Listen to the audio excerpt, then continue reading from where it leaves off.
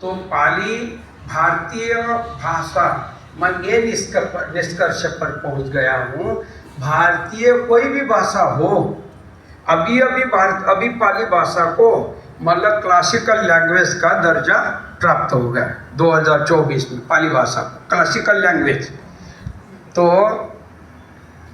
कहने का तात्पर्य पाली भाषा ऐसी होती है। तो पाली भाषा अगर आप पढ़ेंगे तो पाली भाषा इसलिए पढ़ना है, जीवन का सार मिल जाता है उसमें। तो बहुत सुंदर भाषा है पाली भाषा, हम ऑनलाइन भी पढ़ाते हैं, चलते हैं आगे। तो बुद्ध ने ऐसे प्रवचन दिए। आगे चल करके विद्वानों ने फिर 19वीं शताब्दी में बर्मा के प्रज्ञा स्वामी एक भंते जी है, उन्होंने इसको डायरेक्ट पाली बोल दिया। क्या बोल दिया? पाली। तो त्रिपिटक की भाषा माने पाली है। अभी मैं पाली में कोई भी शोध निबंध लिख देता हूँ, लेकिन वो पाली नहीं होगी, वो एक प्राकृत का रूप हो जाएगा। सिर्फ बुद्ध की वाणी ही पाली है। क्या है? बुद्ध की वाणी, मतलब कि फॉर्मेट वही रहेगा। मैं लिखूंगा व्याकरण के आधार पर फॉर्मेट वही रहेगा, लेकिन वो बुद्ध की वाणी नहीं होगी, वो मेरी वाणी। तो इस तरह से तथागत भगवान बुद्ध और हम प्रश्न का चिंतन कर रहे थे, आखिर राजकुमार सिद्धार्थ गौतम ग्रह त्याग क्यों करते हैं, क्या समस्या आके पड़ी है। तो सुत्त पिटक में अत्तदंड अट्ठक वर्ग में सुत्त पिटक है। ये सुत्त पिटक बहुत धम्मपद के जैसा। अभी आप धम्मपद ग्रंथ किसके यहाँ है? थोड़ा सा हाथ ऐसा करेंगे, आपके यहाँ तो है ही है क्या? हाँ। तो धम्मपद एक ऐसा ग्रंथ है त्रिपिटक साहित्य का, जिसका संसार के सारी मान्यता प्राप्त भाषाओं में अनुवाद हो गया। संसार का सबसे बड़ा अगर अनुवादित हुआ ग्रंथ अगर कोई होगा तो धम्मपद है। आखिर उन लोगों ने धम्मपद को ज्यादा अनुवादित किया जो धर्म से बौद्ध नहीं थे, धर्म से बौद्ध नहीं थे भी क्या। तो लेकिन उनको तो जैसे अभी धम्मपद के बारे में मैं अभी चर्चा चली, तो धम्मपद के बारे में मैं बता देता हूँ। जगदीश नारायण आर्य समाज स्कूल में मुख्याध्यापक थे, नालंदा की बात है। जब मुख्याध्यापक थे आर्य समाजी में, तो बड़े शिस्तप्रिय कड़क, और उन्होंने एक दिन देखा, आखिर हम नालंदा में रहते हैं, तो देखे तो बुद्ध ने क्या कहा है। तो धम्मपद की 2 ही गाथा उन्होंने पढ़ी, यमक वग्ग की 2 ही गाथा। कौन सी है? मानो पुबंगमा धम्मा मनो सेठ मनोमया मानसाच पदुत्थानम। तो ये गाथा 2 गाथा उन्होंने पढ़ी, और पढ़ने के बाद उसका अर्थ, उस समय नागरी लिपि में नहीं था, वो इंग्लिश रोमन में था, ग्रंथ का अनुवाद भी इंग्लिश में था। उन्होंने 2 ही गाथा का अर्थ पढ़ लिया और ग्रंथ रख दिया, लग गए चिंतन में लग गए, और स्कूल में जाना कम कर दिया। 1 साल के बाद इस्तीफा दे दिया अपने पद का, मुख्याध्यापक पद का, और सीधे भिक्षु बन गए। जगदीश नारायण, उनका नाम आगे चल करके बदलता जगदीश कश्यप। धम्मपद की और विशेषता आपको बताता हूँ। 1945 में जब ह्यूमन राइट्स की स्थापना हो गई, यूनो में ह्यूमन राइट्स की स्थापना हो गए, तो उन्होंने मुझे बताए, अभी वहाँ असेंबली में, उनके असेंबली में क्या बुद्ध विचारों के लोग बहुत अधिक रहे होंगे यूनो के? बिल्कुल नहीं। जनसंख्या के आधार पर अगर देखेंगे तो अधिक तो क्रिश्चियन, कुछ थोड़े मुसलमान, कुछ थोड़े बौद्ध, थोड़े सी हिंदू भी होंगे।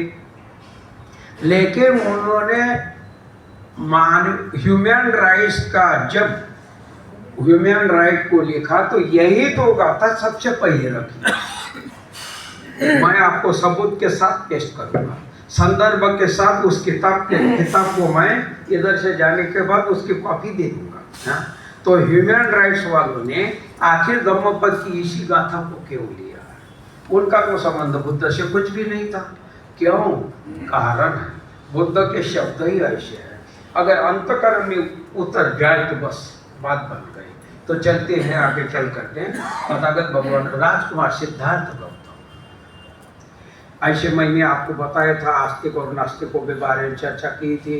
ऐसा देखा जाएगा भारतवर्ष की बात अगर करेंगे तो मतलब कि वैदिकों में कृष्ण का नाम निशान नहीं है, लेकिन सारे आस्तिक कृष्ण में जमा हो जाते हैं।